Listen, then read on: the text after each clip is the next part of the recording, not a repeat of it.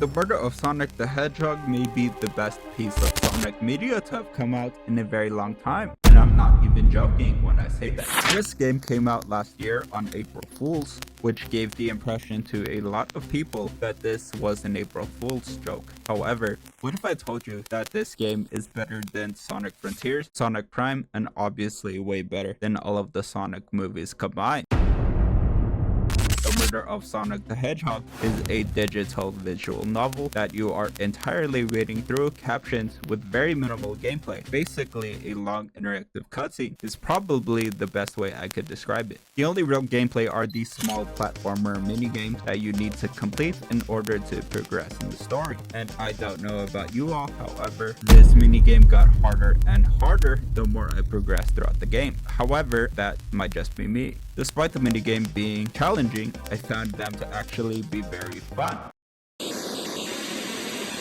story was very good without spoiling too much for those who have not played this game. The story basically is about Sonic and friends playing in a murder mystery party on a train, so nobody actually died, just in case you were wondering. The story is almost as if IDW, the comic company behind Sonic the Hedgehog comics, made a visual novel video game. The last time I saw writing this good in a Sonic TV show or game was probably back in Sonic X or Sonic Adventure 1 and 2. The story had the right amount of suspense in it, as well as touched in a lot of things that you would not see in most Sonic content or movies that come out nowadays.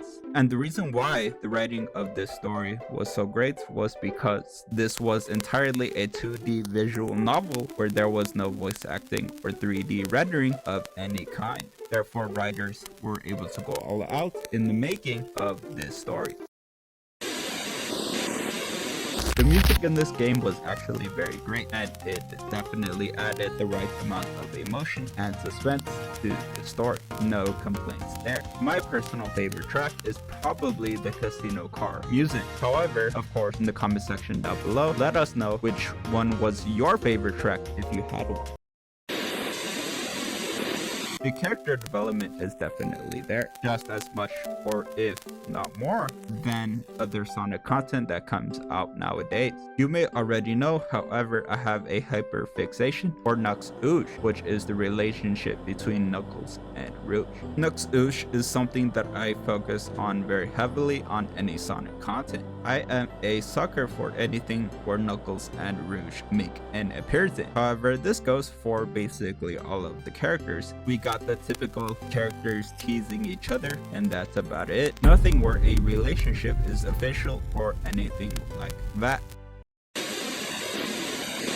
Overall, I absolutely love this game, and it honestly restored my faith in the Sonic franchise, because we have been getting a lot of questionable things. I personally think this is the type of stuff that Sega and Sonic Team should be focused on all the way through, even if that means they have to cut ties with Paramount or any big movie producer or company. The reason why things that are US based are so bad is because everything in America operates for profit. Most of these big companies do not care if the content is good or bad, as long as it makes them profit in some sort of way, even at a loss. Sega and Sonic Team are primarily based in Japan. Why do you think things that are released directly by them are good, or at least better than things that come out here in America? That's all we have for you guys today. Thank you for tuning in, and we will see you guys on the next video or live stream.